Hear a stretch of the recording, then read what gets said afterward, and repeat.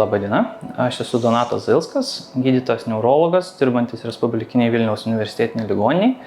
Dirbu su judėjimo ir judesių sutrikimais ir didelę mano darbo dalį sudaro botulino toksino injekcijos.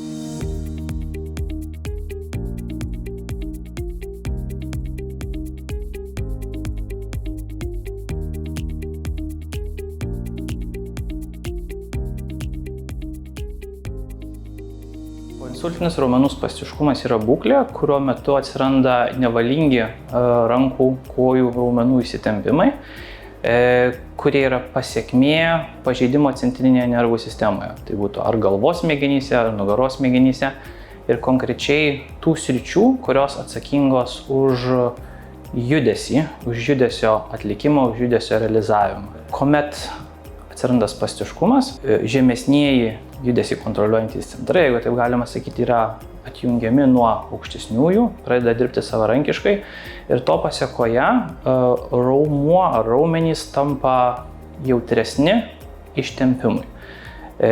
Pasyviam ištempimui ar ištempimo judesio metu, kuomet tas ištempimas įvyksta, raumuo refleksiškai susitraukia ir susitraukia smarkiau negu tai būtų įprastomis sąlygomis. Dėl to raumenų tonusas, raumenų tempimas būna padidėjęs ir tas sukelia įvairaus pobūdžio funkcijos sutrikimų ir kitokių trikdžių žmogui. Gydymo botulino toksinų nauda yra padidėjusių raumenų tonuso sumažinimas. Šiuo metu Lietuvoje botulino toksinas yra kompensuojamas keliom indikacijom ligonių kasų, tai viena iš jų yra rankos arba kojos spastiškumas po galvos smegenų kraujotakos sutrikimo. Kita yra rankos ar kojos spastiškumas po galvos smegenų traumos. Tai čia yra pagrindinės indikacijos, dėl ko mes šį vaistą ir leidžiame. Spastiškumas gali atsirasti dėl įvairių sveikatos sutrikimų. Dažniausiai tai yra galvos smegenų išeminio arba hemoraginio insulto pasekmė, galvos smegenų traumos pasekmė, bet lygiai taip pat gali būti ir, pavyzdžiui, nugaros smegenų traumos, išsėtinės sklerozės ar panašių kitų sutrikimų.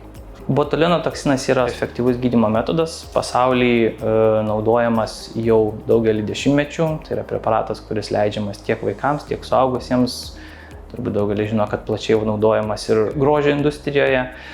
Komplikacijos susijusios su botulino toksinu paprastai yra vietinės vien dėl to fakto, kad vaistukas buvo suleistas dūrio pagalba. Botulino toksinas nesuveikia iš karto po suleidimo ir kiekvienam pacientui veikimo pradžia šiek tiek varijuoja, bet paprastai per pirmas porą savaičių mes jau matome pradinius pokyčius, pradinį vaisto poveikį ir taip apytiksliai praėjus mėnesių laiko po vaisto suleidimo galima manyti, kad yra didžiausias vaisto poveikis.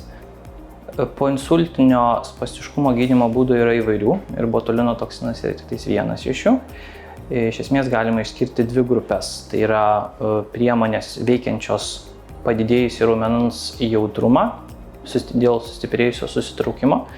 Tai yra botulino toksinas, tai yra įvairūs geriamieji farmakologiniai preparatai, kurie atpalaiduoja raumenis.